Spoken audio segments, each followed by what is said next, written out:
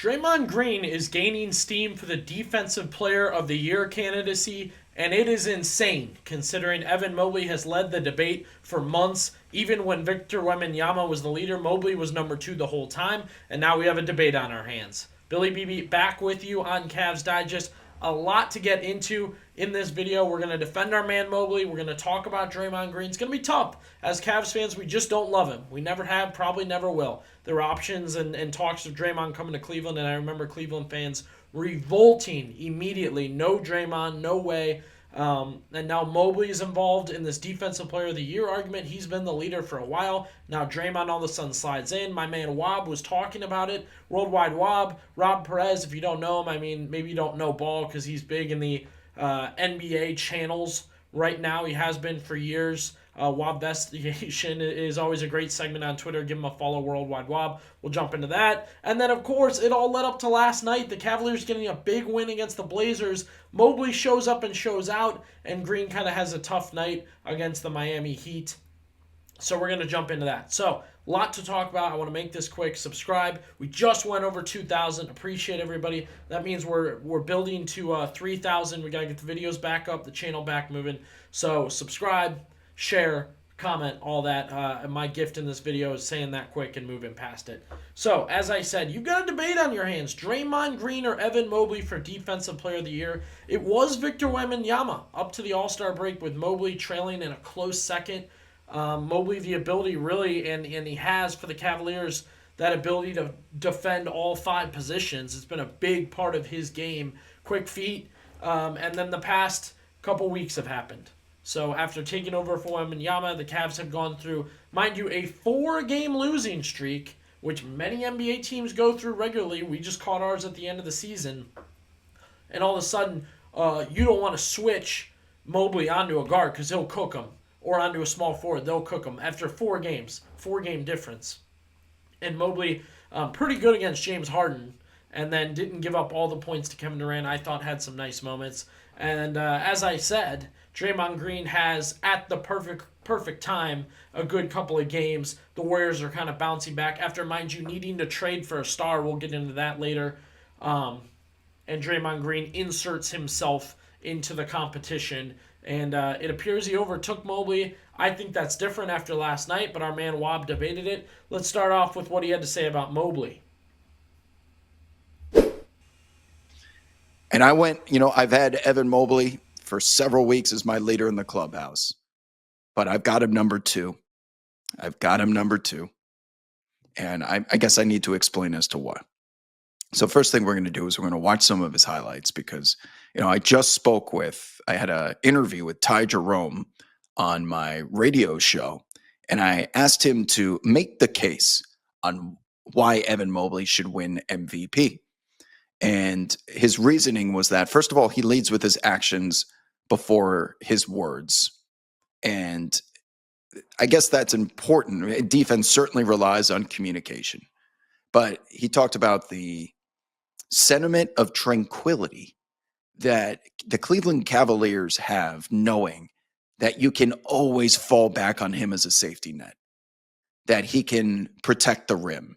If you need to switch in space because you get caught up in a screen, you never have to go help Evan Mobley on an island because his foot speed at his size is so insane that he can stay with guards who are thinking about just trying to blow by him and dribble penetrate. And if you are one of those guards with a quick first step, then you have to worry about him coming over the top and chasing you down at the rim. So those were his thoughts on Evan Mobley as a player. Again, cited what I said, quick feet, ability to guard all 5 positions, uses the term unicorn, cites Ty Jerome telling him, hey, this is a guy we just don't have to worry about whatsoever. We're sending our guys to him, and there's no more help needed. He'll handle it. I think that's a big deal. He's been the anchor of the best team in the NBA defensively, and a big, big deal offensively, may I add. That'll be a big part of the debate as Mobley, again, I thought has had a terrific season, has been really good defensively, guards all 5 positions, and it's just been the past 4 games. Let's go to Draymond. And I went, I've had Evan. I can't not put Draymond Green at number 1. This master class of this past week has been the epitome of his Defensive Player of the Year campaign. We are talking about an 8-time All-NBA defender. He's come in second place 3 times. He's won the award, I believe, back in 2017. And the difference for me here and now is not only is he doing this at 35 years old, thank you to John in the chat. Not only is he doing this, look at that stare down. That's one of my favorite plays of the season where he always looks back. He's doing that. He's not doing this as a basketball unicorn. Like Evan Mobley, Jaren Jackson Jr., Victor Wembanyama, those are unicorns. Those are guys with the 10-foot wingspans and 7'4". Draymond, on paper, qualifies maybe as a power forward. All right. And that he is still able to contest at the rim, below and above it, with the efficiency that he does.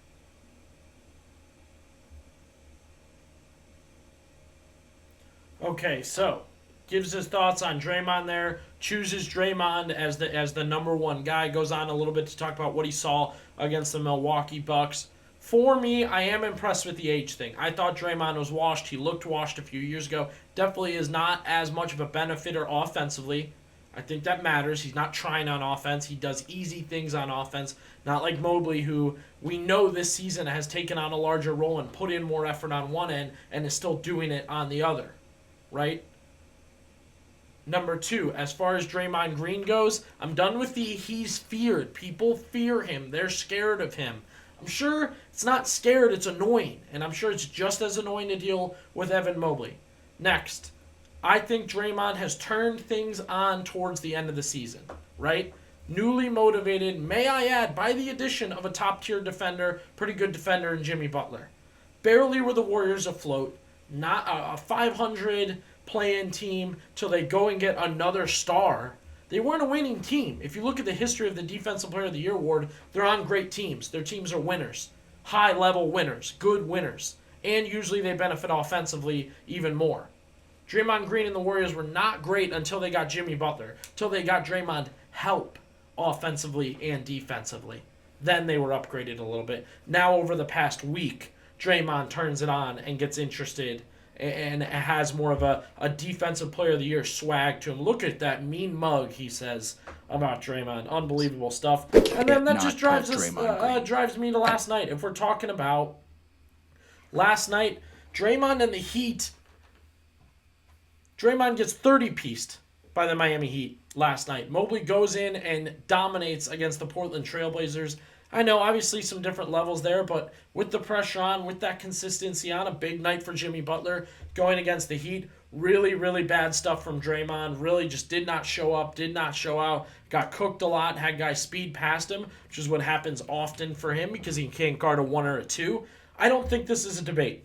Let me know what you think. Drop down in the comments. Who is your Defensive Player of the Year? Has the last week mattered? Should we take more notice of Draymond and the Warriors, what they've done? I think it is Mobley. It's been Mobley. We'll talk about it more later on Cavs Digest.